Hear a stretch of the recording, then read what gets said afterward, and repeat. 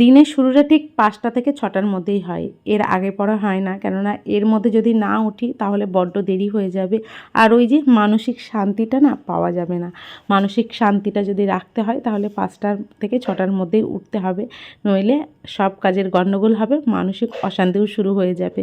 তো এদিকে দেখুন ঘরদোর পরিষ্কার করে নিচ্ছি। ঘুম থেকে উঠেই তো যে সমস্ত কাজ রয়েছে প্রত্যেকটা বাড়ির মেয়ে বউদের, সেরকম আমারও রয়েছে সংসারের কাজ, সেগুলোই করে নিচ্ছি। এটাই হচ্ছে মানসিক শান্তি। যতক্ষণ না ঘরদোর পরিষ্কার হচ্ছে, নিট অ্যান্ড ক্লিন থাকছে, ততক্ষণ না মানসিক শান্তি পাওয়া যায় না। আর সকাল সকাল সমস্ত কাজ হয়ে গেছে মানে আমার একদম মাথা ঠান্ডা।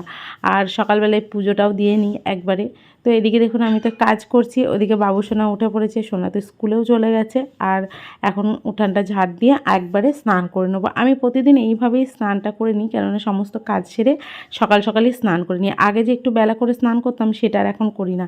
এখন কিন্তু এই ১-১.৫ বছর ধরে সকালেই স্নান করে নিই। প্রায় ওই 6:30 থেকে 7টার মধ্যে আমার স্নান হয়ে যায়। কোনো দিন একটু দেরি হলে ওই 8টা বেজে আসে।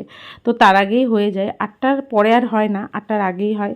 তো এদিকে দেখুন আমার না ভীষণ নেশা হয়েছে। নেশা বলতে কি, চালের নেশা। অনেক রকম চাল কিনে নিয়ে এসে খেয়ে দেখছি কোন চালটা ভালো। অবশ্যই ভালো চালের দাম তো একটু ভালোই হবে।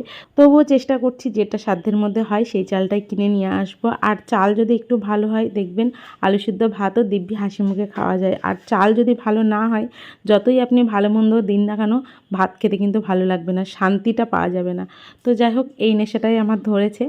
আর এটা কার কার হয় সেটা অবশ্যই কমেন্টে জানাবেন। ভিডিওটা কেমন লাগলো সেটা তো অবশ্যই কমেন্টে জানাবেন। আর এদিকে দেখুন উচ্ছে সিদ্ধ খেলাম। উচ্ছে সিদ্ধ এই প্রথম খেলাম, বেশ ভালো লেগেছে। তারপরে সমস্ত কাজ সেরে এবার একটু বসবো।